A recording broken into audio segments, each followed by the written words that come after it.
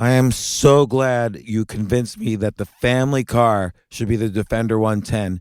It is so beautiful inside. It's so comfortable and it just feels indestructible. Yes, it really is. I've been waiting a long time for the new model to come out. The Defender 110, I'm telling you, it's my favorite car of all times. It's my third one. You know, I have stories of going off-road. The guy managed the group. He was like, what are you doing in this beautiful car? I'm like, I'm going off-road. He's like, are you sure? Because you can use one of ours. And then they look like Mad Max cars. I'm like, no, we're going to do this. And he was shocked. Wow. Well, it's great because the Defender has been reimagined for 21st century adventure, and its unparalleled off-road ability as well as its robust interior are invaluable whether you're headed towards uncharted territory or just a weekend of exploration. The Defender 110 tackles challenging surroundings with absolute confidence. The SUV conveys strength outside and in, featuring peerless technology like an intuitive driver display and an award-winning infotainment system. That's my favorite part, to keep you connected no matter where the journey takes you. Adventure is unique to everyone, and so is the Defender. Choose from the two-door Defender 90, the four-door Defender 110, or the larger Defender 130 with the ability to seat up to 8 passengers. You'll find uncompromising performance in all three. So pack up and go even further with the Defender 110. Learn more at LandRoverUSA.com/Defender. These days, we're all investors, trying to be smart with our money despite our worst impulses. But at iShares, we believe that deep down inside of every investor is a better investor. One that's just waiting to be let out. Explore iShares ETFs and insights and let your best investor out. Visit iShares.com for more information. This isn't your average business podcast, and he's not your average host. This is the James Altucher Show. Today on the James Altucher Show. I was wrong about everything on this podcast, which my guest today reminded me of. He's super smart. I've been reading about this guy for 20 years. Bram Cohen. He started BitTorrent, which is used by over 200 million people to share files. More recently, he started a cryptocurrency called Chia. And it's really interesting because before we start talking about Chia, we sort of had an overview of all cryptocurrency philosophy in general. And I learned a lot. But, you know, the interesting thing about him, he as he says on the podcast, he has a slight case of Asperger's. And he had no qualms about telling me every single time I was wrong. But I appreciate it. I like a guest like that. It allows me to really learn a lot and ask questions. But I was almost intimidated a little because he's so smart and so brilliant about all these things. So here's Bram Cohen.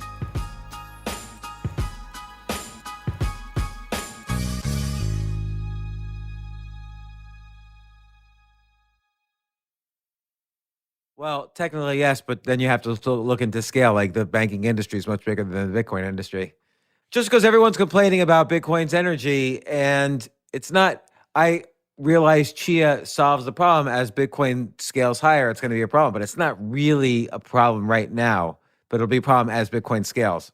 Well, no. Bitcoin's energy usage is pretty much invariant of how much it's actually doing. It just uses tons of energy just sitting around doing nothing. Is that right? When it's not actively engaged in mining, the computers are still using the same energy? Well, there's always mining going on. There's block rewards that are just happening all the time, and the blockchain is being added to. And there's electricity going into making that happen, just 24 hours a day. So Bram Cohen, the one and only founder of BitTorrent, you've downloaded your porn and your illegal music from him for years. And now the creator of perhaps one of the most interesting new cryptocurrencies out there, Chia. We're going to talk about that in a second. But Bram, thanks for coming on the podcast.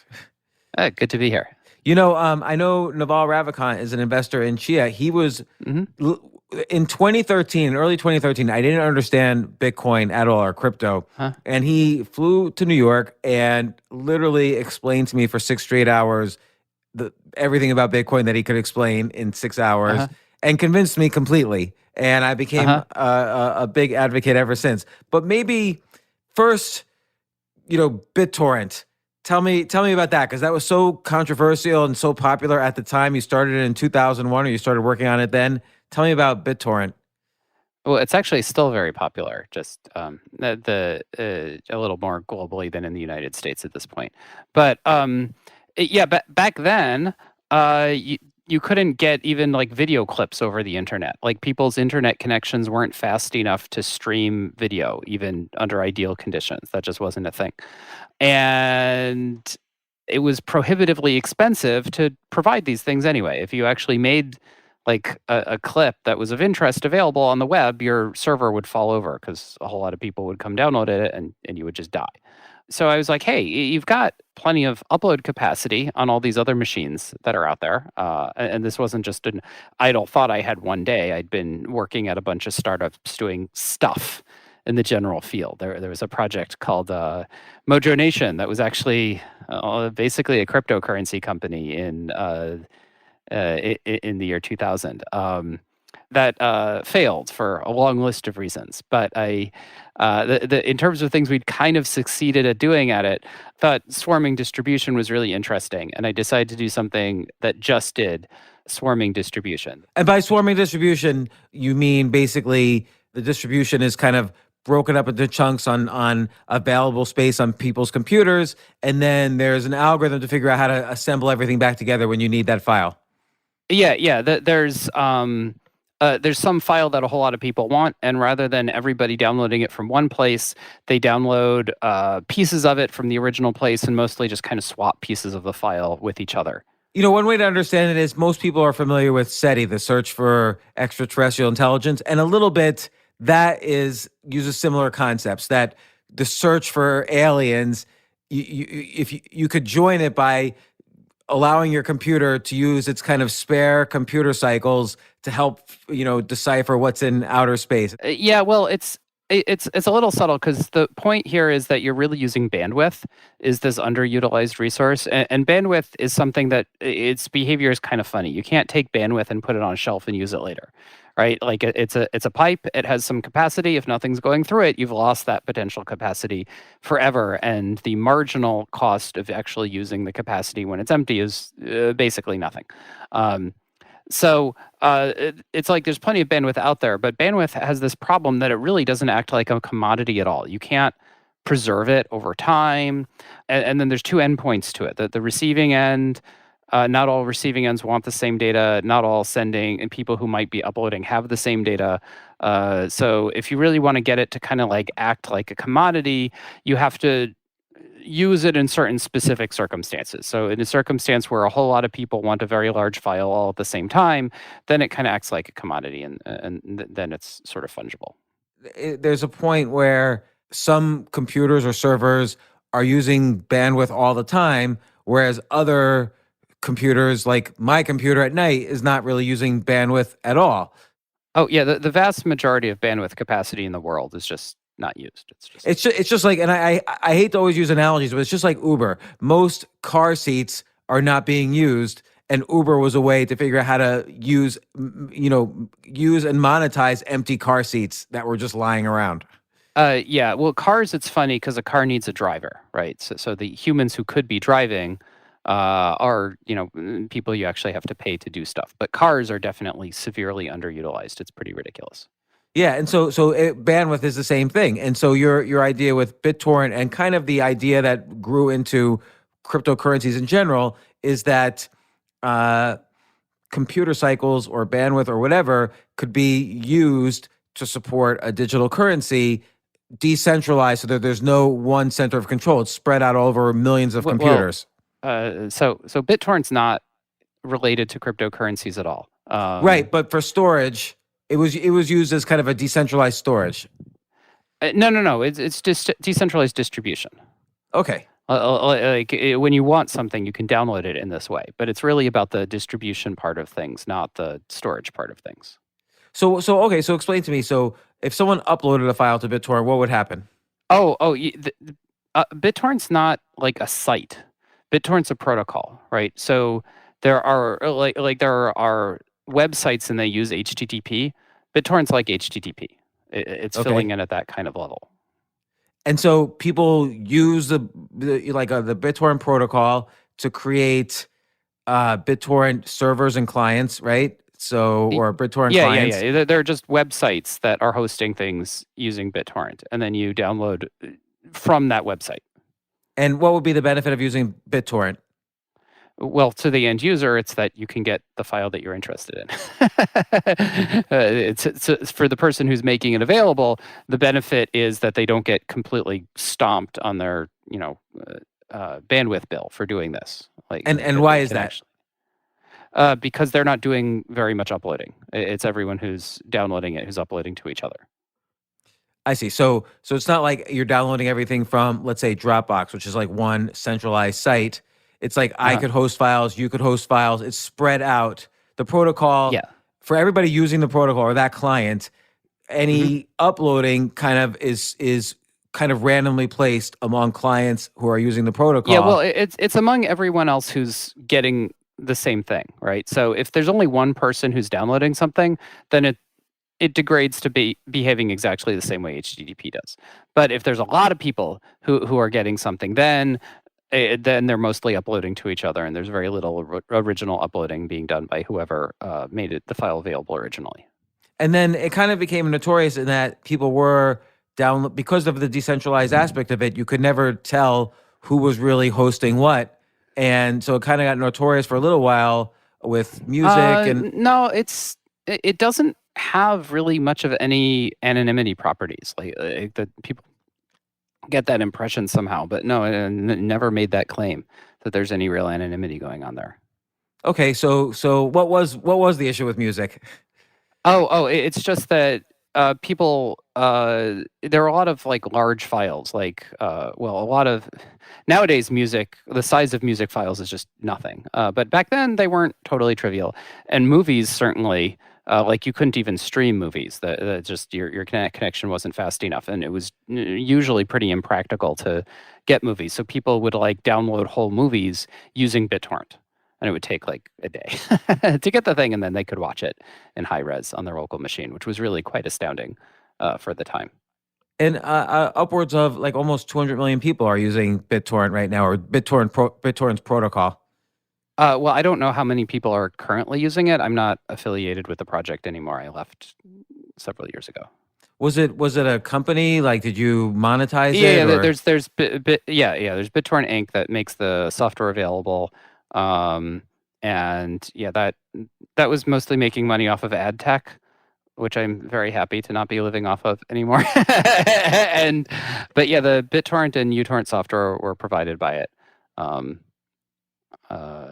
And had over 100 million users, monthly active users at one point. I don't know what number it's at now. When you first launched the protocol, did you expect it to get so? And I want to get to the crypto stuff in a little bit, but I'm always fascinated. Like when you first launched the protocol and you started to see it really rise up exponentially in usage. I mean, I imagine that's among one of the greatest feelings to see something that you've created being so popularly used. Oh, I mean, well, I'm a little autistic. I mean, I don't know. I do a little more for the intellectual challenge. Certainly, it's not a great way to get groupies. I can tell you that if you're. I was thinking of inventing my own protocol and getting groupies, but now you've talked me out of it. So what'd you do? So obviously we know what you've done. You started the cryptocurrency Chia. It's called by the media the eco-friendly cryptocurrency. But let's wind it back a little bit. Tell me about why you're interested in cryptocurrencies. Like I want to get to the fundamental philosophy because you're so smart about this. Oh, I'm actually just really interested in the tech behind them. If I'm going to get on my like high horse and righteously rant about how we're going to save the world, there's a number of things that are really great about cryptocurrencies. Price movements are not something I get excited about personally. Sure. But the things that they have that they're really just seeing the beginnings of fulfilling the promise of is really making markets just a lot more efficient. There are a lot of things where in terms of just moving money from point A to point B. That's often just ridiculously expensive to the point where, like, they talk about the unbanked, even in the United States, of people who rely on cash everywhere, and it's not a mystery why these people are unbanked. The banking industry, we'll talk about it like, oh, those fools, they're not using our fabulous services, and this is wrong of them. And it's like, no, this is bullshit. Like what's really going on here is when these people do set up a bank account, sooner or later they get whacked with so many overdraft fees that that they just give up on banking completely and go back to cash because they get less of their money stolen from them if they're doing things with cash than if they try using banks. So something like a third of adults are considered among the unbanked. Yeah, it's pretty ridiculous that now cryptocurrencies have issues with doing this that you couldn't have, like the cryptocurrencies, at least on chain, can't support the kind of throughput that you need of just everyone doing all their transactions all day long. You just don't have this capacity because it's a distributed system where you've designed it so that anyone who wants to can run a full node that's auditing the whole entire thing. And of course, that has limits on what capacity it can handle. So there are trade-offs with what you set the throughput of the entire system to be there, but it's definitely nowhere near like Visa scale directly on chain. So Bram, I kind of want to not necessarily translate what you're saying but just kind of explain in a different way and see if you agree. So the problem is when people are making a Bitcoin transaction, the entire blockchain of all other Bitcoin transactions more or less are going around the world all the time, constantly with each transaction. Yeah, well, you can run a Bitcoin full node, like just on your computer, and it will actually be participating in the network. It will be downloading everything that's happening on Bitcoin. It'll be auditing that Bitcoin, that the current state of Bitcoin really is what you think it is, and be really honest to God doing full validation of the entire thing. In order to make that possible, the Bitcoin can only support a certain transaction rate, or your poor little computer wouldn't be able to pull that off. And this seems like a problem in the initial architecture. Like, wouldn't you think? I mean, I don't know whether it was planned to be this big, or it was an experiment, or just a theoretical idea. But wouldn't someone think that, hey, if this got as big as the banking industry, how is every computer, how is every full node, as you put it, how is every full node going to carry the entire list of every transaction that's ever happened? I mean, there'll be trillions. Well, so Bitcoin is a secure distributed database, right? Like in having a secure distributed database at all is a miracle. Like it just doesn't seem like something that's possible to do. And it has this really interesting trick of using Nakamoto consensus to enable that. But when you have on some level, it's like when you have a miracle, you don't question the miracle, right? Like you just accept the fact that if you're going to have a secure distributed database, it's going to have these limitations on it, because the fact that it exists at all is so crazy. There's been a lot of ridiculous talk in the cryptocurrency world. People who want to prove that they're smart, who want to make a blockchain that they claim does more stuff. It seems almost every single one of them gets this bright idea of like, hey, I know, I'll just crank up the throughput rate that it claims to support and claim that I'm a genius who's figured out how to fix Bitcoin's throughput problem and claim that I've made a better product. And so what's one technique for speeding up the throughput?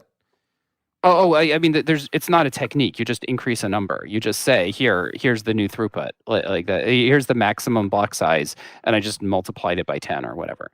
I see. So it's easier then to say, and if the maximum block size is higher, it's easier to send.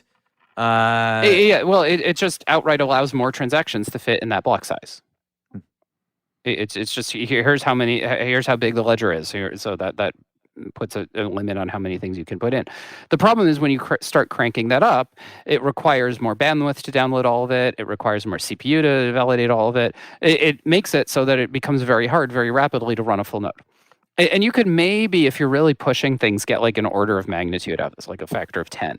But getting a factor of 100 really rapidly makes it so that you have a handful of full nodes in the entire world. And so like Ethereum, they kept insisting that they were going to do on-chain scaling, yada, yada, yada. And that plan has just like completely failed. They cranked up the numbers as much as they possibly could, to the point where there's literally only a handful of entities on planet Earth that can actually make new Ethereum blocks right now. And it still only has like double the throughput rate that Bitcoin does. It would have more if it had better engineering, and the engineering in Ethereum is worse than in Bitcoin. Let's say as the transaction universe of Bitcoin expands, which it seems like it's going to, what's eventually going to happen to Bitcoin as a currency, given that it has this problem scaling? Well, it's always hard to make predictions, particularly about the future.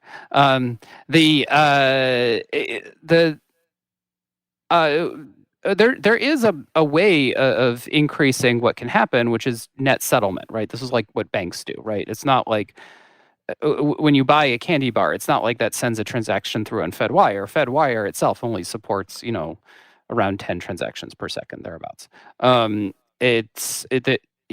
You're doing something through your bank, and banks settle with other banks, but they do net settlement. They figure out, like, they take the amount sent that way, the amount that sent this way, sum it all up, and then figure out a net value and just do a transfer of that amount, right? And so that can scale up to pretty much anything. And you basically have to build that infrastructure on top of Bitcoin or cryptocurrencies generally if you want that kind of throughput rate. And there's other things that can be done that are very valuable even before you get that, right? Like FedWire backs everything, and it doesn't have a great throughput rate, and it takes a long time for things to go through on it.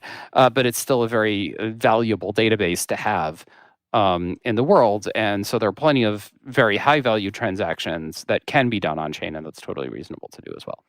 And I'll just mention one other basic thing about crypto, which is that everybody knows roughly every actor in the space. Meaning, with the U.S. dollar, I don't know all the decisions that are taking place this moment by people I don't know that could affect the value of the dollars in my pocket. So, for instance, if the Federal Reserve starts printing a lot of money to support stimulus packages, that affects the actual value of the dollars in my pocket in ways that I haven't considered. Whereas Bitcoin or crypto in general, part of the philosophy is that you know all the decisions that are being made about the currency you own. Well, there's, you know what the emissions schedule is, but you don't, like, there's plenty of changes in the supply and demand of Bitcoin, right? Like, there's these wild fluctuations in the actual buying power of Bitcoin. Just right, it's a normal market. Day. Where with the dollar, there are mechanisms in place to adjust the supply of dollars to keep the buying power of the dollar fairly stable.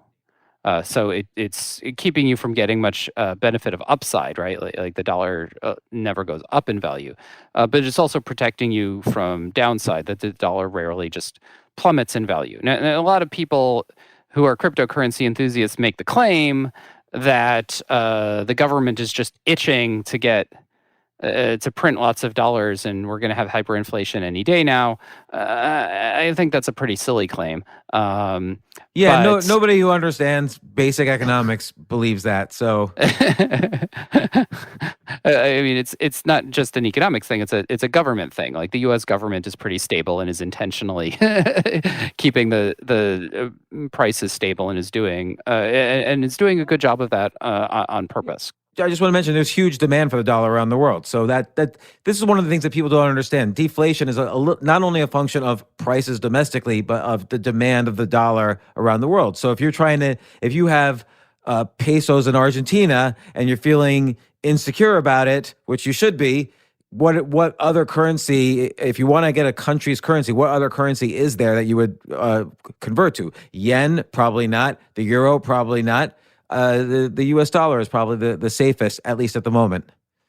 Well, historically, like decades ago, the U.S. dollar was the only candidate at all.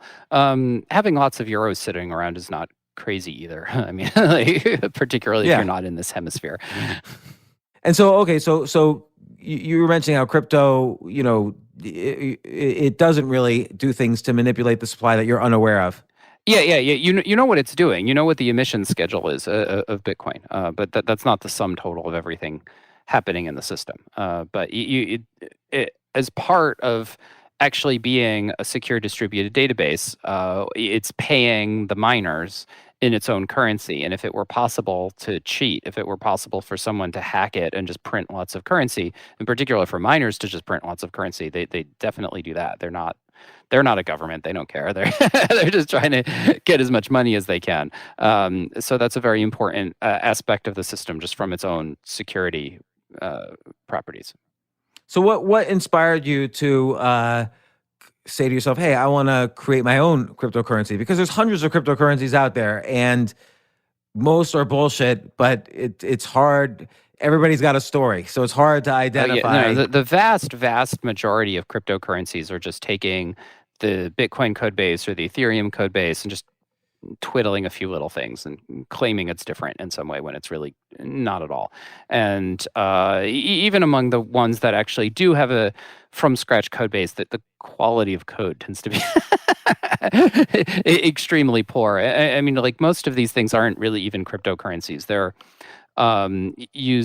using proof of stake, which just fundamentally doesn't have the same kind of security properties, or they're just outright centralized systems. There are things that claim to be cryptocurrencies that are just straight up like it's a token server. It's a database. Would you say like There's Ripple nothing. is an example of that? Oh yeah, yes. So what define proof of stake? So proof of stake is a database where it's a little easier to be more specific in the context of a cryptocurrency. So you have a cryptocurrency where the current owners of that currency vote on what's happening. Right? And they say, okay, here's what's happening in the future. And the idea is that you would need a majority of the current holders of the currency in order to take control of the system. And you hope that that's widely distributed. Now this has a bunch of fundamental limitations on its security, that, like, if someone does succeed in attacking it, they own it forever. If everyone currently running the system today were to just disappear, you couldn't just pick it up and take over and have it continue running, which is most definitely a property that Bitcoin does. And attacking it is straightforward. You just buy more of it. So proof of stake is just fundamentally not the same animal at all, like not even a comparable thing in terms of security, reliability, or even decentralization. There's lots of reasons to think that the people actually running a proof of stake system have substantial liability for what's going on it, and may eventually governments may come in and just start telling them they need to censor particular transactions or do particular things. Is there any chance, and this is something people are always worried about, is there any chance for what's called a 51% takeover or a 51% hack to that Bitcoin could be owned 51% by, let's say, the Chinese government? This is a popular worry. Yeah, well, the on proof of stake, it appears to be, in practice, they're like always 51% attacked. That, like, the way proof of stake works well is when there's someone who does control it and they kind of act as benevolent dictator and they pretend like it's distributed, but it's actually just run by one entity. And that's actually why it's running pretty well. For Bitcoin, it's kind of horrifyingly easy. Maybe that's the wrong word. Terrifyingly easy to 51% attack Bitcoin. It's hard for some random yabo to do it. But Bitcoin mining is, the vast majority of it is done by like less than a dozen entities. And if a handful of them wanted to get together and go, okay, we're just going to run the show now, they could do that, at least for a while. They could definitely start orphaning out everyone else's blocks and put everybody else out of business. And that would be very, very bad. They don't do it because it would be so bad for the ecosystem. It would really tank Bitcoin's value. But there's nothing really stopping them from doing it. They could do it very, very easily. Although most of the Bitcoin that will ever exist has already been mined and is in, hopefully, secure hands. Yes. So Bitcoin is not proof of stake. So if you own Bitcoin, this does not mean that you are participating in any way, shape, or form with making the blockchain go forward. The Bitcoin mining process if you look at it from an operations standpoint, Bitcoin is like a giant toaster that happens to let transactions through as a side effect, as this like ancillary thing that happens to this whole running a giant toaster process. Right, because it's both a currency, but also the underlying technology can be used for many things other than being a currency. Bitcoin mining burns a lot of electricity, right? And produces very small amounts of data in terms of letting transactions through as a result of that. And actually, the rewards for mining are mostly the fixed block rewards. That when people make a block, they get a combination of transaction fees and fixed block rewards. And the fixed block rewards are almost always much, much larger than the transaction fees are, which is why Bitcoin, it keeps chugging along even when it's not really doing much of anything, when there's no transactions happening. Yeah, what transactions are happening on Bitcoin? Like, I don't go to the deli and buy a donut with Bitcoin. There's a lot of speculative things happening in terms of like real business transactions. Probably a lot of like international wire transfers going on, like that kind of like international. Well, they're not wire transfers, but international transfers happening. Some, remittances, people just sending, money home to their families. There are things like that. That are definitely going on. Like Local Bitcoins has info about some stuff that's happening there. There's a lot of there's obviously issues with doing things in Bitcoin because the exchange rate to the dollar and on other just regular currencies is so volatile that when people are doing business and they're not just speculating, they don't want to be sitting on a whole bunch of these things because they could go under from their value dropping too much. And hence the rise of these things called stable coins, right? Which are tied to a basket of currency, so the price doesn't fluctuate as much. And what do you think of those? Those are really useful. Like they definitely serve a good purpose, and they're really great for like making real commerce happen. The Bitcoin Core people are very nervous about stable coins because if you had a situation where the amount of value locked into a stable coin was much, much greater than the amount of value of the actual cryptocurrency that it was being hosted on, this creates tremendous incentives to attack the system. That it becomes much, much more valuable to attack the system than mining on top of it. And this is a worry that, the Bitcoin Core people have. And I don't know if much of anyone else is worried about this, but it is a concern.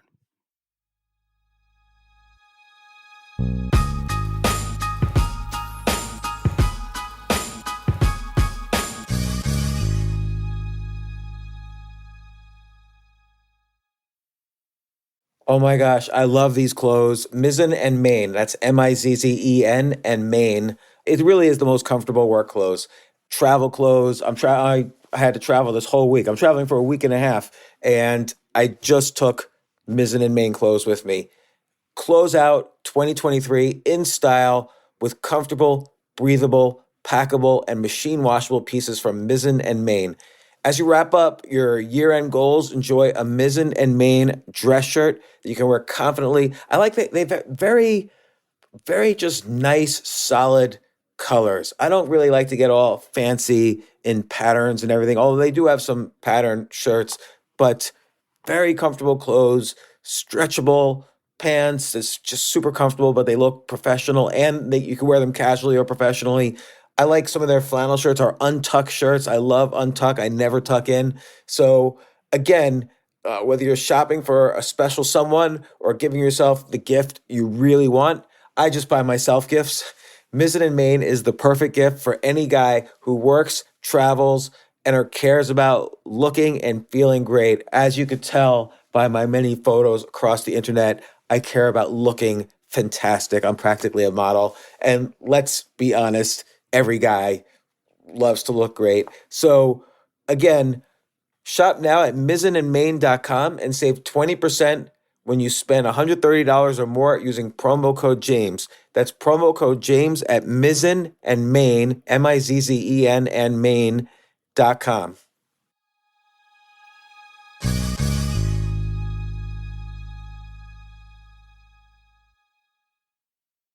You know what I love about fantasy sports is that even though I'm not going to be a great basketball player or a baseball player or a football player or whatever, I feel like I get to participate and make decisions and use my knowledge of these different leagues or these different sports to compete.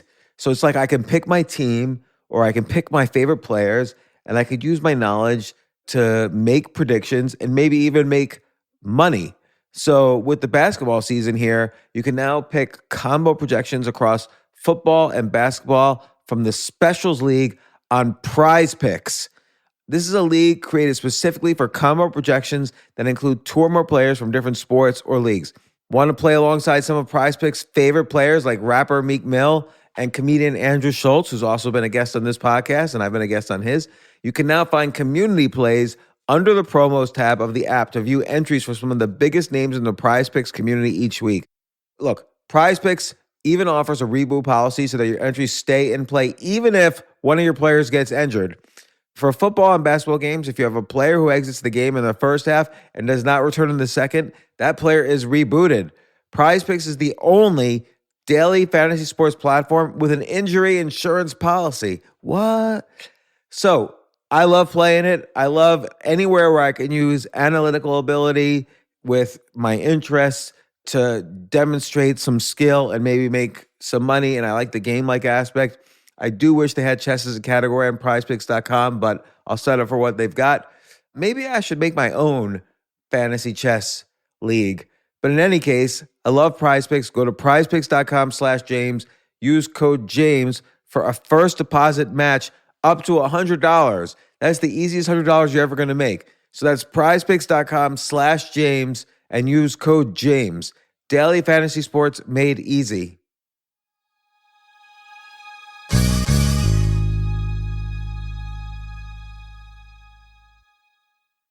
The future of learning is definitely online. Like, it's such BS that you have to spend $200,000 or take $200,000 in loans and go to some fancy school when it's useless. It doesn't guarantee you a job.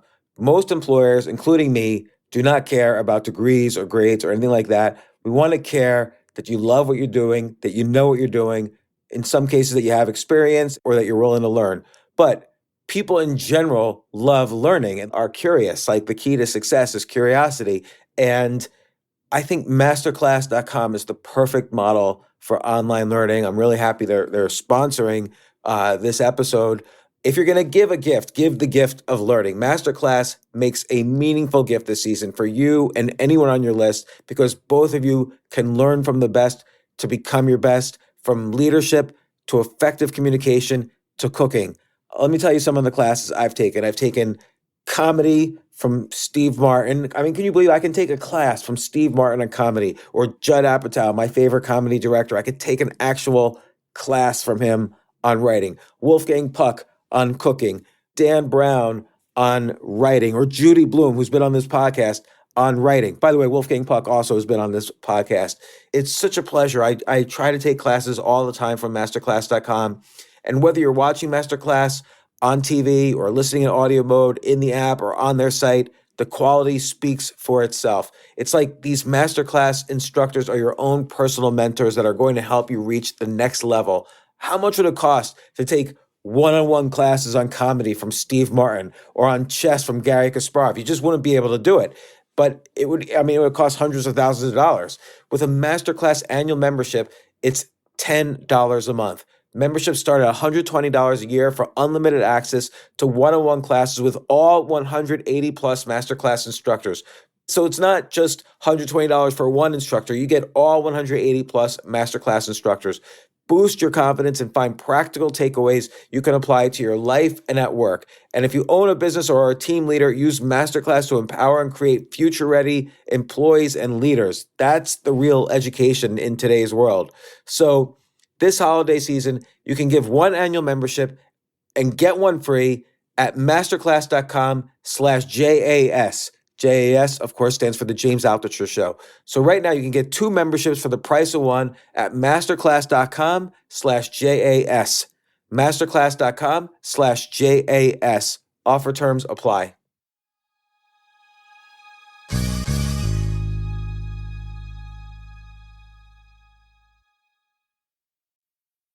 So what led you to say, okay, I want to do something better? I want to, and the cryptocurrency you made is called Chia. It's funded by all the best investors in the world.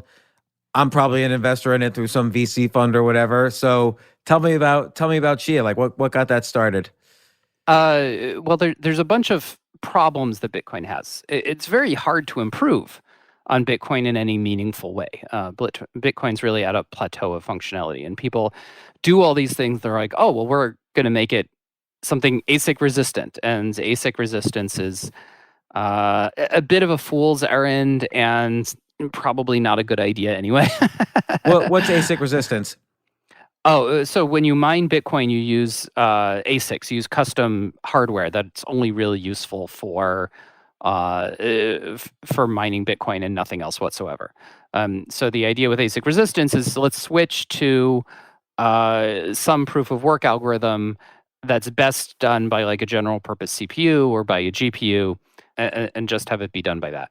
And this tends to fail and kind of fail hard. That usually in the end someone does make an ASIC, and but it costs them a huge R&D cost to do it. So either they keep it completely secret, which seems to happen a fair amount for these things that people are claiming are in fact successfully ASIC resistant. There's lots of reasons to think that people have made ASICs for it and just haven't told anyone because they don't want they don't want a hard fork to happen to make their ASIC stop working. And then when it does work, it's like, people are, using GPUs and stuff, and it's been messing with GPU markets, but it's not really helping anything. It's still very much the case that whenever anyone wants to mine, they buy a bunch of hardware to mine, and then they mine with it. And you really don't want a situation where you have only like one or maybe two vendors of ASICs who kind of hold the keys to the kingdom, because other ASICs don't work nearly as well. You want those to be as commodity as possible. And okay, so what other problems were you hoping to solve? Yeah, so with Bitcoin, there's this tremendous waste of electricity being burned. Bitcoin is also not as decentralized as you would like it to be. Also, its on-chain programming environment leaves a lot to be desired. That Bitcoin script is very limited, kind of intentionally so. Ethereum can support a lot more, but it does it with kind of a throwing mud at the wall approach. It's like, well, we'll just make it so people can write arbitrary stuff in JavaScript, and that does allow you to write arbitrary stuff. So you can, in principle, write anything, but it's not a great environment for doing stuff. People have bricked ludicrous amounts of money with very simple errors because they were trying to do things in Solidity. So a lot of other of these cryptocurrencies are built on top of Ethereum, because Ethereum, as opposed to Bitcoin, is a better, let's call it a programming environment for creating new cryptocurrencies as opposed to Bitcoin. If a cryptocurrency has the EVM as its underlying thing, then it in principle supports more. So people use the EVM or the WASM variant of it that's slightly improved. But the people brag about various cryptocurrencies being based off of basically the EVM as if this is actually a good thing. It's like, it does mean that it supports lots of stuff, but it's easy to do because you just rip off what Ethereum already has. But it's really not a good foundation for programmable money. It's not the kind of thing that you want like millions, if not billions of dollars to be controlled by. Well, why is that? Because Ethereum, I mean, how big is the market cap of Ethereum? It's pretty huge right now. Yeah, it's big. I mean, but there's been even like super like simple things like parity wallets just got bricked. Just all of them got bricked. What do you mean bricked? Like everyone who had their money in those wallets, it just froze, never to be moved again. It's just gone. What do people do about that? They get probably upset. Yeah, they got upset. There was talk about Ethereum hard forking to fix it, because in the very early days of Ethereum, there was this project called the DAO, and some of the Ethereum core devs were involved in that. So that one, just the funds got stolen. That the contract that did it just had a really pretty bad failure of just basic programming practices in it. That's very, very easy to do in Solidity. and someone figured out that there was this problem and just drained all the funds out of it. And they actually hard forked Ethereum. They literally, the core devs said, oh, well, no, we're just dispensing with this whole idea that Ethereum is a decentralized thing that we don't control. We are in this extremely ugly way, just went back and changed what the balances were. So it was like the attack never happened. But that was the only time that happened.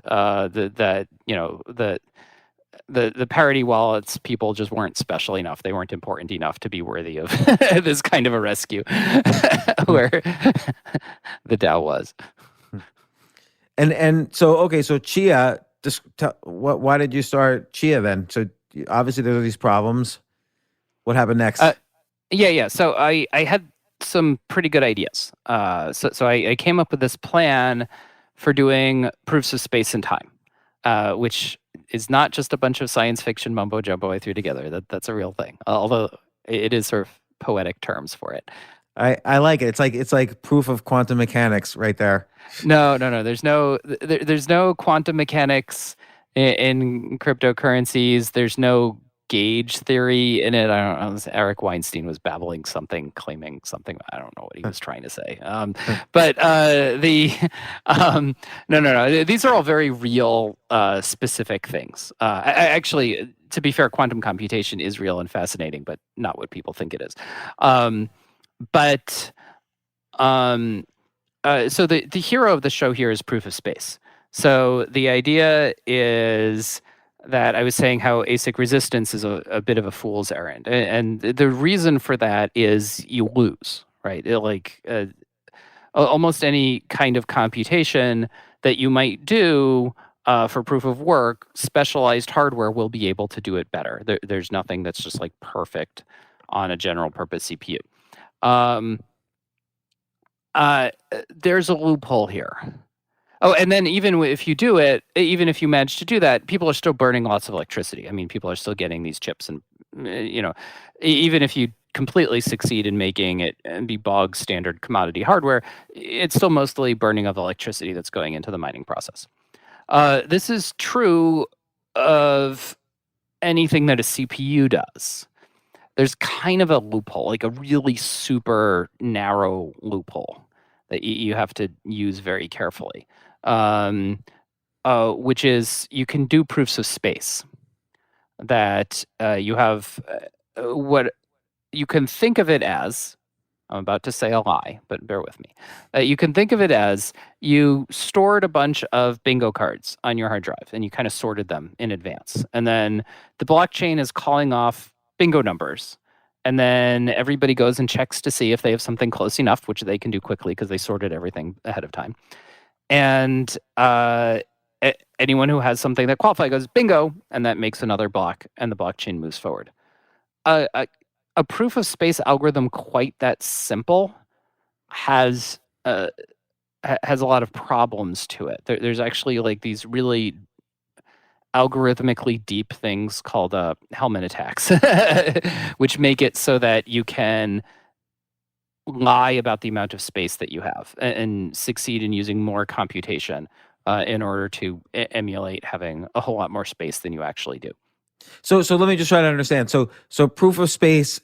So proof of, by the way, just for people who don't know, this is how whether it's proof of work, proof of stake, proof of space. This is how, for instance, new coins, for lack of a better word, are generated. So new blocks proof of work are generated. Right. So in Bitcoin, if a computer does the work of solving these complicated problems, computational problems, every time a transaction happens or every time a block is created, then they're rewarded with new Bitcoins or whatever. Yes. That's the way it works. Although you have to be careful with the vernacular when you say they solve complex mathematical problems. That implies things that aren't true. Bitcoin miners solve complex mathematical problems the same way lottery winners predict the future. It's it's a much sillier process than it sounds like if you phrase it. Well, they basically verify that a transaction is valid, and that could take a while because there's been so many transactions, and they're building up on all the. well, you They're can have a standing on the shoulders of backlog. giants. Well, you can have a backlog of transactions. So each block has a maximum size. They can only accept a certain number of transactions. So when you actually do a transaction in Bitcoin, you make a transaction. You have a coin that needs like a public key signature to spend it, right? It's out there. It's on the blockchain. And so you make a transaction that you sign with your signature that spends the old thing, makes the new things, and you publish it. You send it to a full node. Full nodes have what's called the mempool, which is currently outstanding transactions. These are valid transactions that are valid in the current blockchain and have not made it into the blockchain yet. So these are sent around between these, and then they find their way to miners who, when they make a block, they include a set of transactions in this. They take the transactions with the highest fees that are currently in the mempool, and they make a block that pays themselves as much as they can get out of that. There's a market in transaction fees here. That if there's getting to be a backlog of transactions, there can be transaction fee pressure, where if you pay a higher fee, your transaction will get through faster than if you want to have a very small fee. So proof of space, what is that? Is that just when the miners are allocated transactions to validate because they have a lot of space available? No. Proof of space has nothing to do with this process whatsoever. Proof of space is entirely what is it that you have to do to show that you put enough blood, sweat, and tears into the system to actually make a block, right? Like the whole point of Nakamoto consensus is anyone can validate that a block is real. So in order to make that happen, there has to be something stopping people from just making lots of blocks. And there has to be something stopping someone from introducing a whole lot of full nodes to the network and having them just lie about what the status of the blockchain is. So this thing is something that's hard to do, right? That it's like in the case of Bitcoin, it's a partial hash collision, right? So you have these things called secure hashes that you just take a string, just any string, in this case a block, that describes a whole bunch of stuff, and you hash it. And that gets you a bunch of bytes.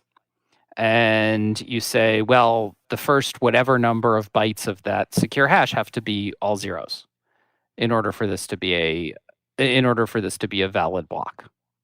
And those are just the rules.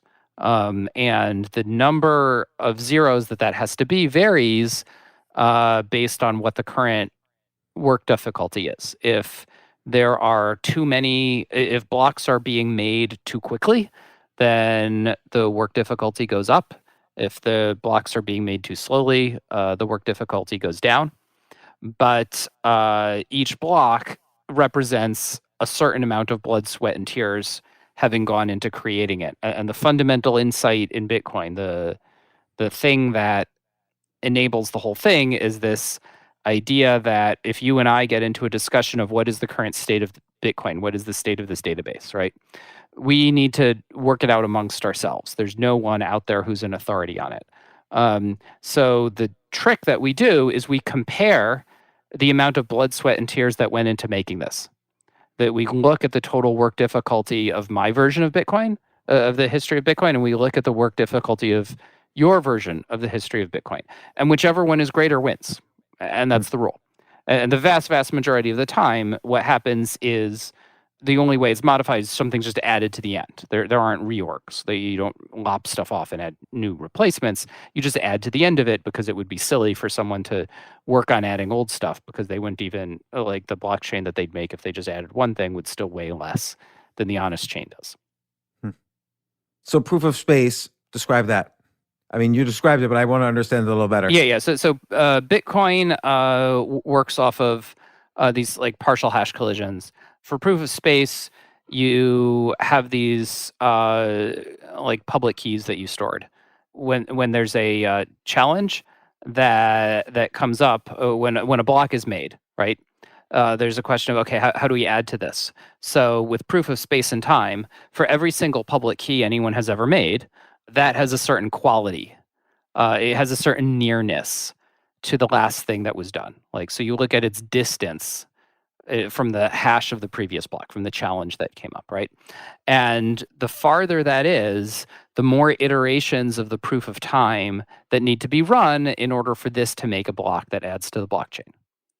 So what happens is whoever has the smallest one, they make the next block first, and they publish that, and then people start working on that one, on adding to that block. So how will public keys have a large difference in time from other public keys? Does it depend on the last time that wallet did a transaction, or? No. It's entirely based off of the hash of what the last block was. So someone made the previous block. You hash that, and that gives you a challenge, right?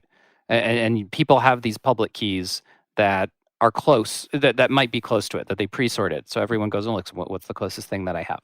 And whoever has the closest one, they're going to win.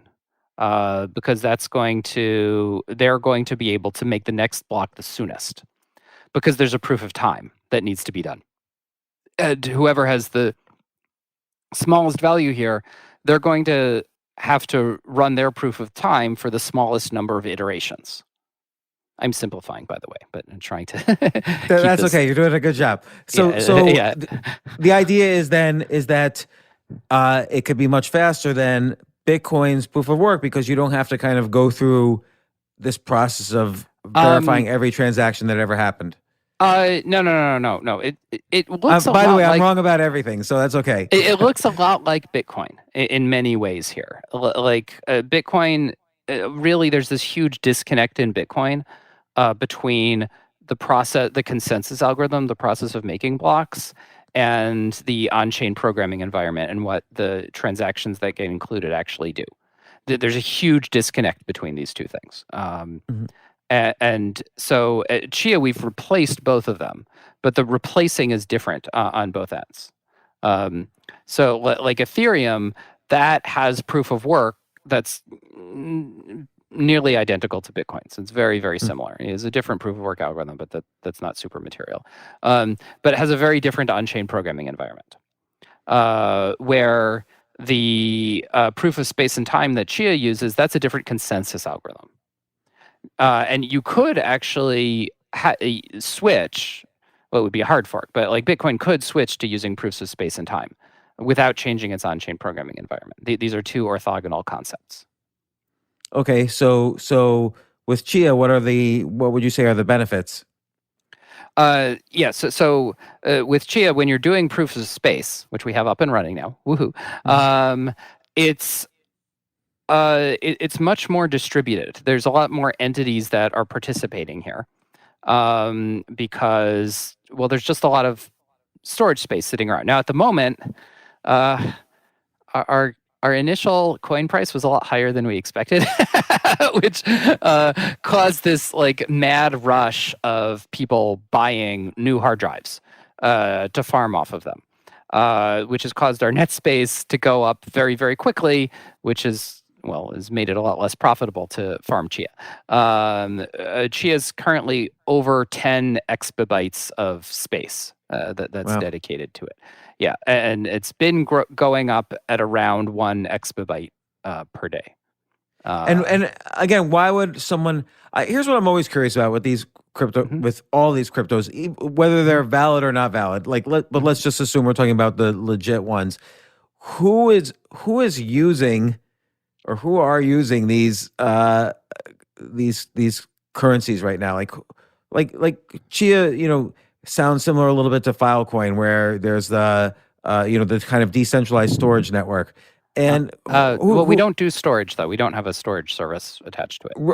Right, but I'm just thinking like it's a coin that is fixing some or solving some problems in the entire ecosystem of cryptocurrencies.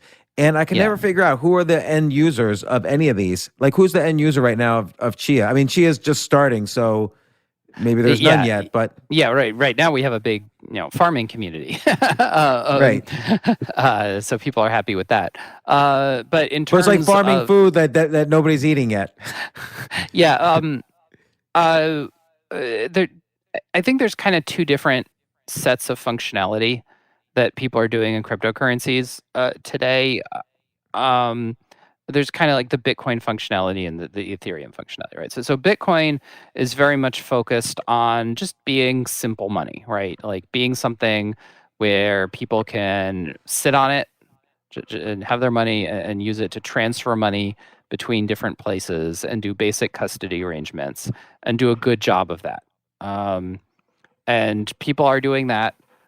People are also doing stable coins, which also do that as well and have a bunch of advantages, obviously, because they don't have the volatility in the value with them.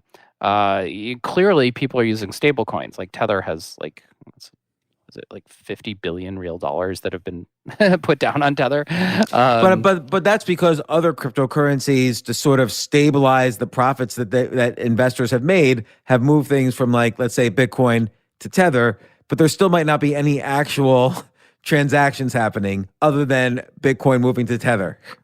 I mean, it could be a bunch of that is that people have made profits in Bitcoin and want to move them to something else. But fair point. But there do seem to be a decent amount of real, not big in the grand scheme, but not big compared to the what the finance industry does, because they just literally run the world. But there is a fair amount of just commerce happening using cryptocurrencies, but not. But it's things where, like, you have places like Nigeria and Venezuela, and people are moving funds around there. And then, of course, there's this question of what do you consider criminal activity, right? It's like evading the capital controls in Venezuela, a criminal activity, or just people trying to live their lives, right? But definitely it could be a lot more. It's not used nearly as much as people who are into cryptocurrencies would really like that to be happening. And the other type of functionality that's happening is kind of this DeFi stuff that Ethereum things are more on. And well, definitely on both Bitcoin and Ethereum, there's just a lot of speculation. A lot of people just buying stuff because it's going up, right? And a lot of these DeFi tokens, like let's say Uniswap, are made to sort of arbitrage slight differences, say, or allow transactions between Bitcoin and Ethereum and other currencies. But still, I'm always trying to figure out what's an ultimate consumer end user. And like you say, a lot of it's very speculative right now. Yeah, well, so Uniswap is much more real than a lot of these projects are. That there are a lot of projects that are just like, here, well, we made this token whose value only ever goes up, right? Like, which is a very silly claim to make. But Uniswap is about providing liquidity in trading between these things. Now, this is a little bit meta here, right? But I think there's very, very real things to be done around tokenizing things, around tokenizing, well, like stocks, around tokenizing like carbon credits, around tokenizing, well, dollars, and setting up very liquid markets between them that you can, in principle, have a market that's much more efficient than the ones that Wall Street usually sets up that's based off of cryptocurrencies. Right. And so the point of, when you say tokenizing, the point of that is, let's say I wanted to tokenize my future earnings. So let's say I just graduated college and I have all this student loan debt, and I want to tokenize 10% of my future earnings for the next 10 years so I can raise money now to start paying down my student loan debt. This is just hypothetically. I'm not doing this, but it's just an example of tokenizing. And the reason that it's great to use blockchain type technology, whether it's Bitcoin or Ethereum or something else, is that there's a lot of the legal stuff are sort of taken care of for you inside the software. You don't need like a team of lawyers and accountants and an exchange to figure this out. Oh, whoa. Well, I wouldn't make that claim. There are things that cryptocurrency does and things that it doesn't, right? So one thing that cryptocurrency definitely does is makes it so you can move funds from point A to point B, and they've definitely gotten there without a trusted intermediary, right? What it does not do is allow you to do lending without having to take into account creditworthiness. That when people make that claim, they're just being ridiculous. That's not a thing. Lending in cryptocurrency is just normal lending, and cryptocurrencies don't make it so that you can't have the long arm on the law come down on you for doing something, right? Like you are still subject to the laws of whatever jurisdiction that you're in. Right, but if the law itself can be encoded in the blockchain, there's no fraudulent behavior. The fraudulent behavior, let's say, is limited. Yeah, well, I'm very excited about the things that blockchains really can do and can do very well, right? So moving funds from point A to point B, they can do very well. But also exchange, they can, between tokenized assets, they can do very well as well. So functionality that we have in Chia in our on-chain programming environment, which other things don't have, is we have just automatic interchange between everything tokenized. So if there's any two things that are tokenized by any two entities, two different people just went and made colored coins, tokenizing totally unrelated things, and I want to trade some of one for some of the other, right? I can make an offer. I can make a partial transaction that burns a bunch of colored coin A and prints a bunch of colored coin B. Now, this is not a valid transaction because you can't just print colored coin B. That's not allowed, right? But what I can do is I can take this partial transaction and I can email it to someone, I can send it to an exchange, I can post it on Reddit, I can do whatever with it. And then somebody out there, if they come across this thing and they want to take the other side of it, they can just go ahead and do that. They can make their own partial transaction that prints a balancing amount of colored coin A and burns a balancing amount of colored coin B and combines these together. And this is now a valid transaction, which will actually go through on the blockchain. And in fact, an exchange can market make between a bunch of these things and, take some of the spread and stuff in normal things that exchanges do kind of ways.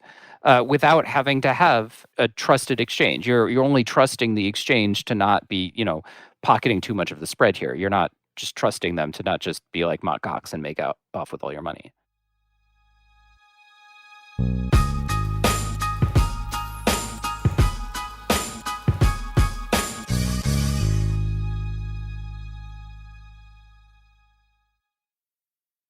This is such a valuable service for all business owners, big businesses, small businesses, doesn't matter. I wish I had this in the many different businesses that I've started.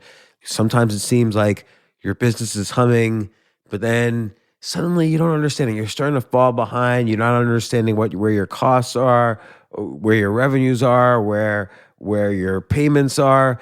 Teams are buried in all sorts of like BS work, and you can't seem to close the books. So you need like one dashboard, one source of truth. I'm jealous of this business, NetSuite from Oracle, of course, NetSuite by Oracle. I wish I'd come up with this idea. It's a brilliant concept to have all your business intelligence on one dashboard. This is why you need to know these three numbers: 37,000, 25, and 1. So 37,000, that's the number of businesses which have upgraded to NetSuite by Oracle. NetSuite is the number one cloud financial system, streamlining accounting, financial management, inventory, HR, and more. 25. NetSuite turns 25 this year. That's 25 years of helping businesses do more with less, close their books in days, not weeks, and drive down costs. 1, because your business is one of a kind. So you get a customized solution for all of your key performance indicators, your KPIs, in one efficient system with one source of truth.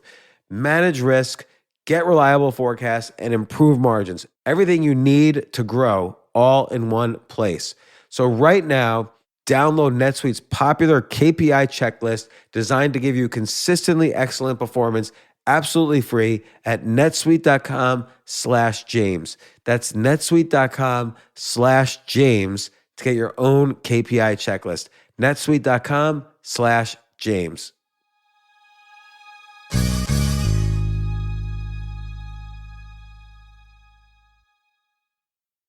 Powered by Snapdragon, the Samsung Galaxy S23 Ultra elevates your photography to epic new heights. Snapdragon processors deliver a color experience like no other, with sharp, industry-leading 8K video capture. You can also snap images in 200 megapixels, capturing more detail than ever. And those late-night blurry pics are a thing of the past, thanks to next-level night mode. Experience powerfully moving premium photography, only with Snapdragon. Follow us on Instagram at Snapdragon Official.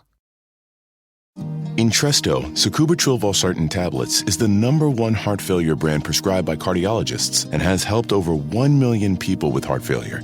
It's a prescription medicine that treats adults with long-lasting chronic heart failure and works better when the heart cannot pump a normal amount of blood to the body. Don't take Entresto if pregnant. It can cause harm or death to an unborn baby. Don't take Entresto with an ACE inhibitor or aliskiren, or if you've had angioedema with an ACE or ARB. Don't take with aliskiren or within 36 hours of taking an ACE inhibitor. The most serious side effects are angioedema, low blood pressure, kidney problems, or high blood potassium. Angioedema is swelling of your face, lips, tongue, and throat that may cause death. If it causes difficulty breathing, get emergency help. Ask your doctor about Entresto. To learn more, visit support.entresto.com or call 833-446-6699. For pricing, visit Entresto.com/cost. If you can't afford your medication, Novartis may be able to help. So this is great. So what you're doing is there's a transaction that requires liquidity from two coins. The liquidity might not be there, but what you're doing is creating the opportunity for the liquidity to exist at some point. It's as opposed to a Uniswap, for instance, the liquidity happens right then, and people get paid to provide liquidity. So Uniswap acts as a market maker.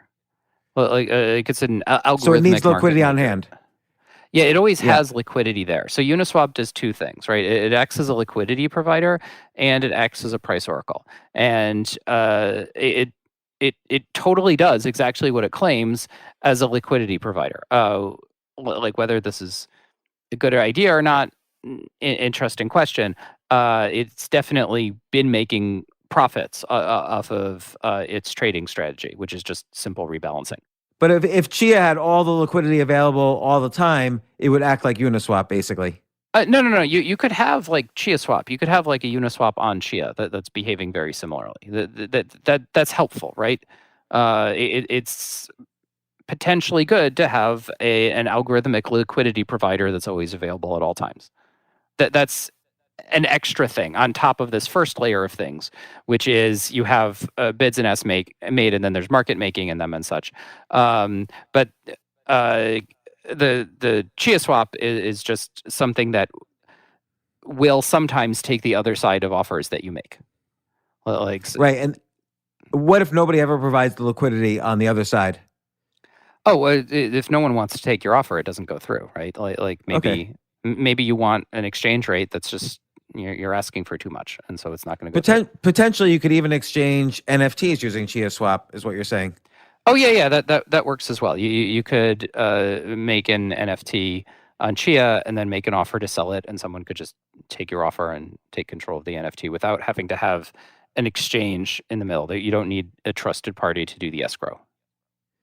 I see. So the benefit of Chia is that I could propose a transaction and just set it out there on the network, and then see if, like, for instance, if I wanted to tokenize, I'm sticking with this student loan example. If I want to tokenize my future earnings, I could set it up in some way, throw it out on Chia, and see if someone takes the other side. So the problem with tokenizing your future earnings is people have to trust you to actually pay out of your future earnings in exchange for these tokens.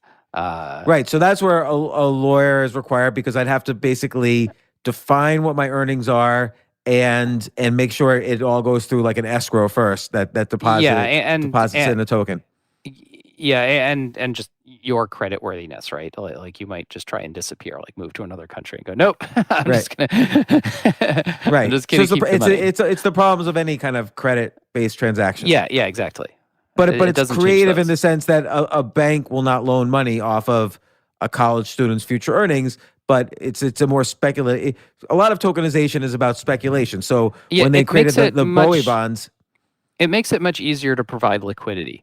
in these things that anyone who really wants to, once someone has tokenized something, right? So someone is doing the tokenizing, right? And there are problems of trust and redemption and whatever for them. But once someone has done some tokenizing, the actual market for exchanging these things can be much, much more liquid. Right. And now exchanges between tokens are actual exchanges. They're centralized. And like a Coinbase is but a place like Coinbase today, or something like that. Today they're very centralized, and they're like rely a huge amount on trusting the exchanges who are doing them.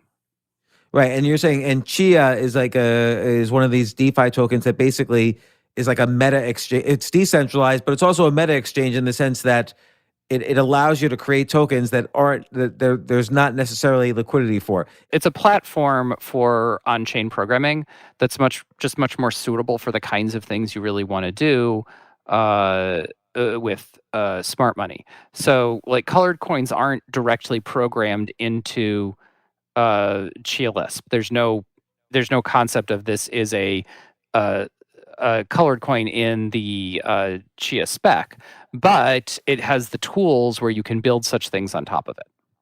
So what are some like real life examples that you could see potentially being the Chia protocol or tokens being very useful for?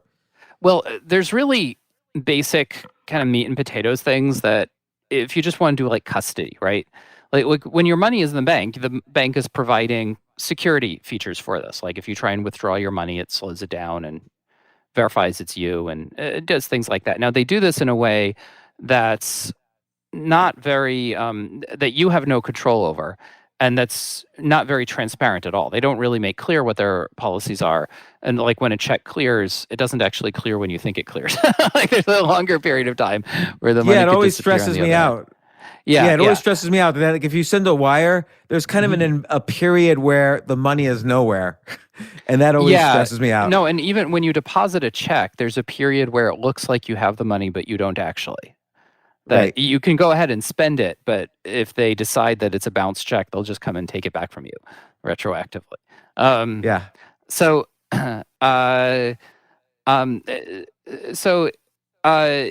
like currently today, cryptocurrencies are worse for this than banks are in terms of the custody that they allow you to do for yourself. However, they could actually be much, much better. So there's really simple things like having a rate-limited wallet, right?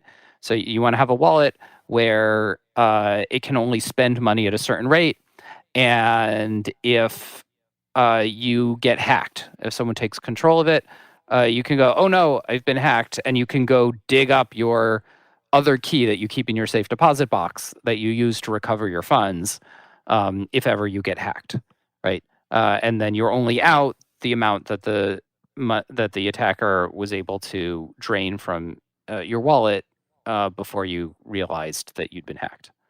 And you're saying Chia could make a rate limited wallet? Or? Yeah. Okay. Yeah, we have. Okay. What other things can you do? I mean, I'm just thinking of like real world uses. Like what are two tokens you can see being traded or transacted with on Chia? Well, and you could do NFTs.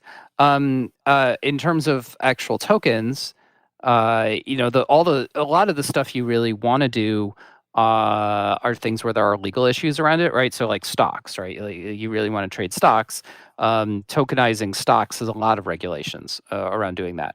But possibly like carbon credits is something I'm pretty excited about. That has. But there's already mechanisms for trading carbon credits. Like, why would I want to use anything else other than the current mechanisms? Just so much better.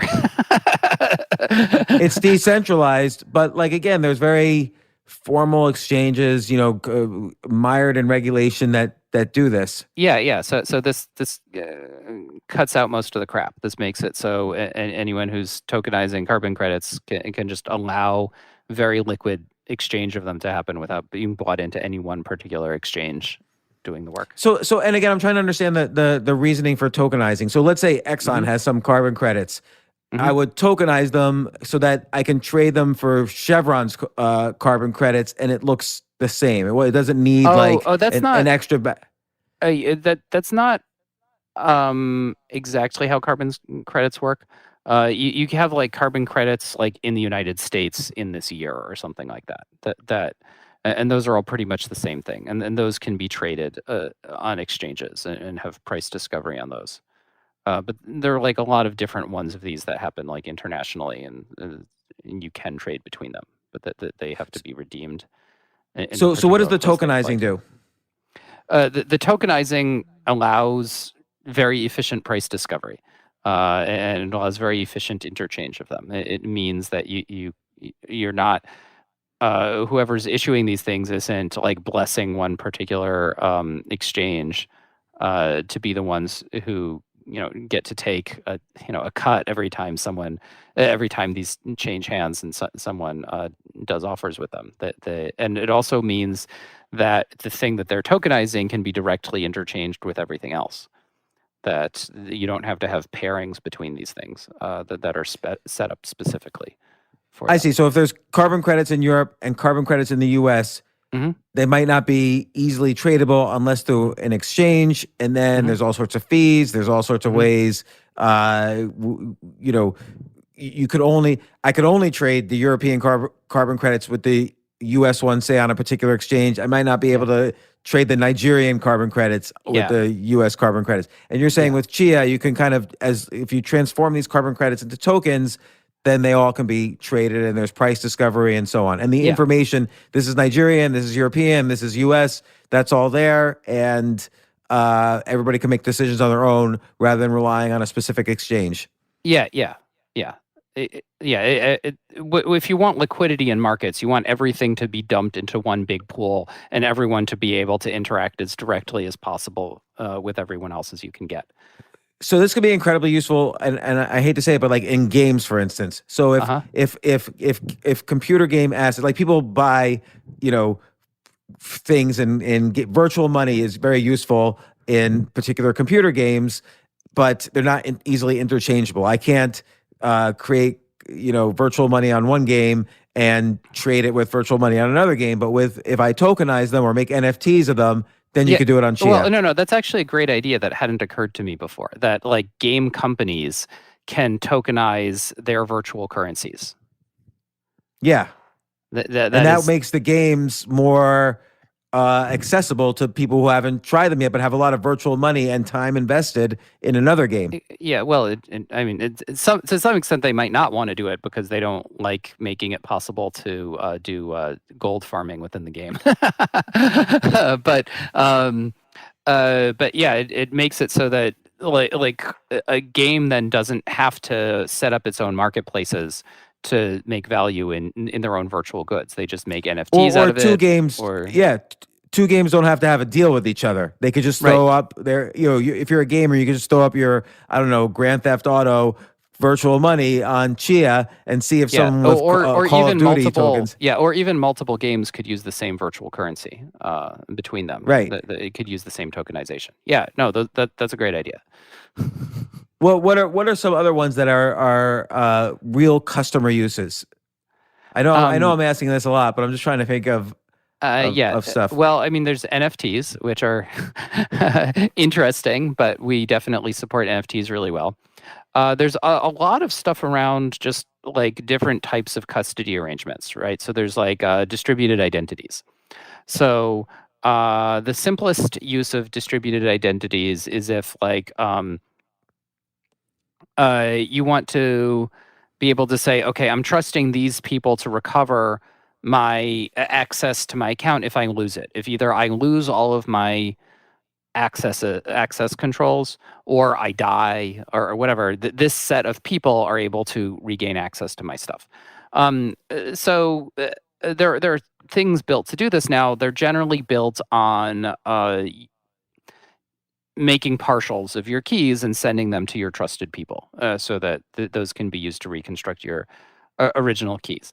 This has a problem that if these trusted individuals that you're doing this with themselves lose access to everything, if they have to go through a recovery process, they won't afterwards be able to participate in your recovery process. So distributed identities can be used to get around this. So we have DIDs that have recovery which where the recovery is defined with other DIDs, so that even if they've gone through a recovery process, they can still participate in your recovery process. So why would I use Chia for that? Like why what am I trading for that? This feature just isn't supported by other things. Like it's not. But I'm trying to think of the cases where people tokenize something, but then trade it for other different tokens or similar tokens. Okay, let me try to give it. Let me try to give another example, like the game one. Let's say I want to take money out of my home without selling it. So one way to do it is to take out a mortgage. But what if I say I'm going to take 10% of my home and I'm going to tokenize it and I'm going to trade that token for something, and somebody else. That's definitely going to run into a lot of legal issues, right? Like a blockchain isn't really helping you with the issues that. No, the blockchain's not helping me, but the tokenization is, because presumably the tokenization will wrap around all the legal work done to do that, and the legal work's done once to create the process of tokenization, and then I could start trading with other people. Let's say I think owning a house in Denver, 10% of a house in Denver helps me diversify the my house in wherever. So and then I could use Chia as a marketplace for trading these sort of real estate tokens. Yeah, it could. I think that those markets, this really allows a lot of lesser tokenizations to happen, right? Like things that aren't happening today, just not because it necessarily is a bad idea to do the tokenization, but because the token's access to markets is going to be limited afterwards. It can be done much, much better if you tokenize on chain and make use of these distributed exchange features that Chia has. Also, Chia could show you which types of tokens are being most traded, and maybe that could create, more interest in those markets, for instance. Maybe there's a lot of there's a lot of wash trading that goes on in cryptocurrencies, because sometimes cryptocurrencies want to make it look like they're actually being used for something even though they're not. So they just make a bunch of transactions. They're just moving coins in circles on their blockchain just to make it look like there's high volume. I'm just curious, which cryptos do that? I don't know. It's hard to tell because there are things online that there are sites that make claims that they have figured out amounts of wash trades that are happening to inflate volumes on various things, but it appears to be fairly endemic. That definitely a lot of the lesser exchanges just outright lie about the volume of trading that they're doing. And they don't even need to. Will Chia be able to be used as a currency? Like, will I be able to spend Chia to buy a donut? That's a long ways off, right? Because that's a really low value transaction, right? Right. So that has issues around. You want that to happen with very low latency, and you need a very low transaction fee in order for that to happen. Now, with Chia today, as of this exact minute, it would be completely reasonable to buy your dinner with Chia. That it only takes a minute for the transaction to get any acknowledgement of going through, and after 10 minutes, it's really, really buried very well, which is fine for paying for your dinner, right? Because you're still sitting there at the table.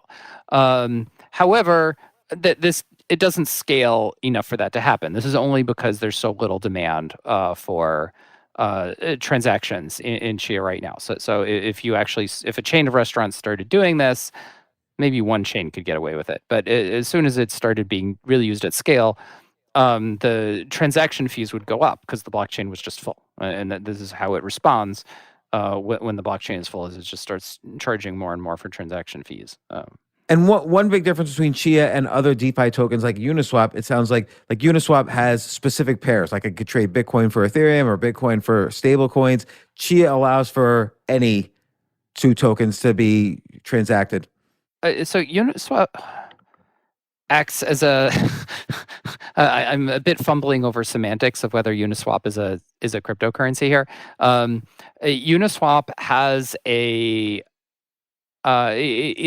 makes a pairing between two cryptocurrencies and acts both as a way of interchanging between them and as a liquidity provider between them. And if you just use it to transfer between the two, it will actually charge you for that. Sometimes people try and cheat and just use it as a price oracle, I mean, even if you're trading through it, it does kind of act as a price oracle. There's a problem with that, which is people can manipulate it, right, and control what price it says. And so they make Uniswap say a price that's just very wrong, and then do some other transaction that's relying on that price and make a whole bunch of money off of it, because the amount that they spent manipulating Uniswap was much, much less than the amount that they made on this other thing.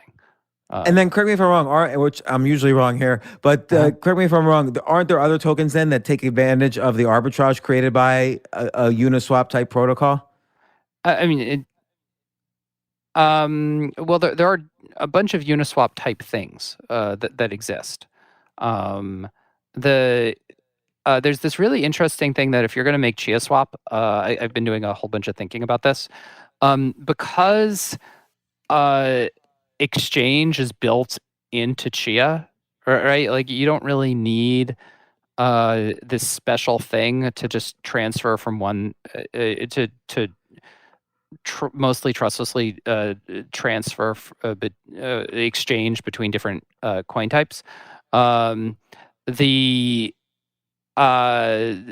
a question of like, what is Chia Swap there to do? And the answer is to act as a liquidity provider. That is definitely something that still is very much a thing. A thing that can be done a lot better with it is in Chia, colored coins are so lightweight that if you were to make a Chia Swap pairing, the right way to do it actually is to make it so that instead of like being a big thing that's holding onto a lot of state to remember what everyone's balances are that have been put deposits into this thing, instead it has its own internal use colored coin. It has its own token that you can then trade that as well, actually. So like the Chia Swap becomes this thing where it itself is sitting on like a certain amount of colored coin A, a certain amount of colored coin B, and then it just remembers how much of its own internal use token it's issued. And then when something is done with it, there's the old values of these three things, and then there's the new values of these three things. And its business logic is basically it's okay with this or it's not. And it has this special property that, unlike everybody else, the one singleton that actually is the thing is able to print its internal use colored coin. So if you just go and like deposit a bunch of colored coin A into it in exchange for its internal use token, it might be okay with that if you ask it for the right amount, and this can then go through. This actually potentially creates hilarious things because it has its own internal use colored coin. This is like a fully functioning colored coin that you can have like real custody arrangements in, and you could even do like a pairing on that with something else. It just seems ridiculous, but could definitely be done. So right now, it's got like about a $400 million market cap. The Chia network of coins, I believe. Yeah, that's not counting our pre-farm. So if you count our pre-farm, it's like over 10 billion. Wow. So, and I think people think of these market caps in terms of the way they think of market caps of companies, but it's not like that at all. So maybe. Like how high could that go? Oh, I don't know. I don't know what happens with prices. I have no control over prices. The price is higher than I anticipated it being, and our initial coin price like came out higher than I thought it might be, which has caused our net space to explode just crazy fast because. You know, when we first launched, you could make like a multiple on your money in less than a month just by farming. So markets don't like those kinds of opportunities being available and make them go away really, really fast. I think about Filecoin, which in a 3-week period went from like, I don't know, 10 to 200, and now it's heading back to 10. And I still can't figure out a single end user of Filecoin. Oh, I don't know. I mean, I'm trying to like make like so because there's this disconnect between the consensus algorithm and the on-chain programming environment. I'm trying to do as good of a job as I can with both of these, and we have what I believe is a very, secure consensus algorithm. People are definitely very excited about farming for it. Because NetSpace is going up so fast, what happened was there's many more reward events in Chia than there are in Bitcoin, right? So in Chia, there's like almost 5,000 reward events per day. So if you're 1/5,000th of the total net space, you get about a reward per day. Sometimes you get lucky and get more than one. Sometimes you get unlucky and don't get anything. But it's on average one per day, right? Which is a pretty reasonable level of smoothing. And I figured we would be fine for a while off of this because you don't have to be very big to be 1/5,000th of the network, which was true when the network launched and there were and there was 100 petabytes of net space on it. But it's not true anymore. We're now over 100 times that big, and it's only 2 months later. So, oh my gosh. Because of that, your average time to win as a small-time farmer is very high. Now this might... now this is balanced out by the fact that if you do win, you get over $1,000. You get 2 Chia, which in many cases is a lot more. How than can someone farm Chia? How do you farm Chia? You run our software. You go to chia.net, download the software, and you run it, and then you just make plots, and then you farm off of those plots. And it can be as simple as just if you have a bunch of storage just sitting around that you're not using, you plug it into your computer and make it start plotting, and you're good to go. And people are definitely doing that. As someone tokenized farming and mining, so I buy like farm coin, and I'm now farming from like 100 different cryptos. Oh man, and so like right now, people are breathing down my neck. Like my Twitter reactions are all when pool all day. Like if someone sends me like a question in a foreign language, I don't even need to use translate. I know what they're asking. They're asking, when are we going to have pools in Chia? Right? Like that's the question everybody has, because everybody who's farming wants, instead of winning like $2,000 once a year, they want to win much steadier things every day, right? And so we are scrambling right now to get this out. We thought we would have a lot more time until it mattered, but we're scrambling to get this out as quickly as we possibly can. And we're building a really good pooling protocol where you'll actually be able to jump between pools, so that if a pool is, has bad terms, or if they're just outright stiffing you, worst you do is you just switch to another pool. But what I'm wondering is, can you decentralize across, or decentralize might be the wrong word, but can you go across all the cryptos so that there's a pool of all cryptos, and then they're exchanged to a common coin or whatever through Chia? There are mining companies which are public. So it would be pretty funny if a mining company tokenized their stock and put it on the cryptocurrency that we're mining, or like a farming entity. Or you be public, like by tokenizing across all these crypto pools across different coins. Chia could do it. I don't need to go through an exchange. I can go through Chia. So Chia, the company, right? So we're sitting on a whole bunch of Chia ourselves that we're just sitting on. We're just not doing anything with it. We're just sitting on it. That at some point in the future, that will be a source of value. That's our claim to it's the company actually being worth something, which enables us to actually do all this software development and build this stuff. We as a company are just going to do a normal IPO at some point, is the plan. When we can, we will do that. It's so funny that you'll resort to like the normal financial exchange. Oh, no, it's not resorting. I took a lot of like arrows in the back for doing this, because like a lot of cryptocurrency investors, they just want to do pump and dumps, right? They're like, give me tokens. I want tokens. What is the equity? This is like a weird, obscure thing. You're a fucking criminal wanting to do this strange thing. Just give us tokens because we don't trust you.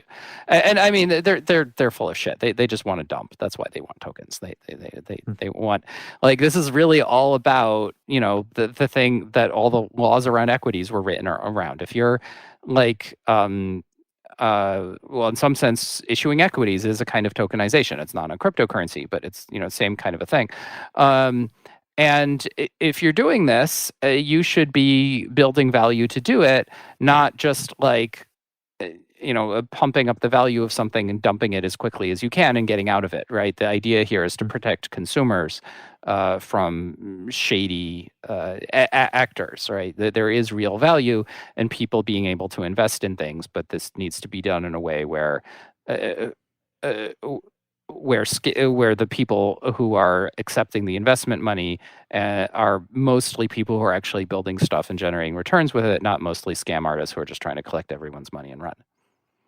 So why do you think Elon Musk said this thing about Bitcoin that basically started kind of caving in Bitcoin, that it had too much energy usage, so they're going to stop accepting it as payment for that's Teslas? just a real thing. It's just gross, the amount of pollution generated by Bitcoin. That's, if you could get the same security without all the pollution, that sounds like a really good idea. Do you think it's it hard means to do? Do you think it means he's not believing anymore as much in Bitcoin because he has put some of Tesla's cash reserves into Bitcoin? I have no idea what Elon actually thinks about anything, but how different Tesla stock and Doge are in his mind, I really have no idea. But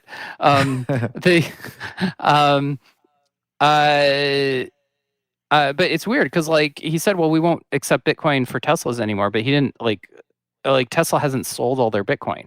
So that seems kind of strange, right? If you really are that concerned about the energy usage of Bitcoin, you should sell all the Bitcoin you have, which will increase the supply of Bitcoin, which will lower its price, which will lower the value of the mining incentives. It will lower the value of these rewards that miners are getting, which will cause them to expend less resources pursuing those rewards, which will result in less pollution going into the air.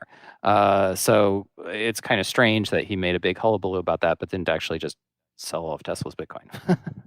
Yeah, so I always wonder about motivations and reasons, but I guess, like you said, you can't really figure out the motivations in this case. What Elon's doing cases with Doge is I don't know what's going on here. Doge is not different from Bitcoin in any way, shape, or form as far as these issues are concerned. Well, and Doge also, it is acknowledged, was just a joke from the beginning. Yeah, well, as of a few months ago, there were only a handful of Doge full nodes in the world. There was one dude who was keeping the chain alive. Huh. And now it's every place. It's gone from a penny to 60 cents or something. Doge's price being this high is not a healthy thing, and it's not good for cryptocurrencies actually bringing value into the world for that to be the beachhead that everyone sees of what's going on. I agree. Well, Bram, it sounds like what you're doing is healthy for the cryptocurrency environment. I particularly look forward to tokenizing all my children's future earnings and then selling them to speculators and seeing what they think. Yeah, well, I don't know. I think that would run you into some legal problems. It's hard enough. I'm gonna tokenize everything in my life. Yeah. It's hard to tokenize your own future earnings, and it's hard to sell your children. So doing them both together might be especially difficult. That's true. I'll have to think of another idea. But Bram, I've been reading about you and following your career for so long. It was such a pleasure to talk to you. Thank you for coming on the podcast. And yeah, thanks. This was fun. Yeah, good luck with Chia, and hopefully we'll have you on again after the IPO and see how things are going. Yeah, I'm hoping things continue to go well. They've been going well. I'm trying to hold it all together. Yeah, I know. Good luck with that, and thanks so much. Thank you.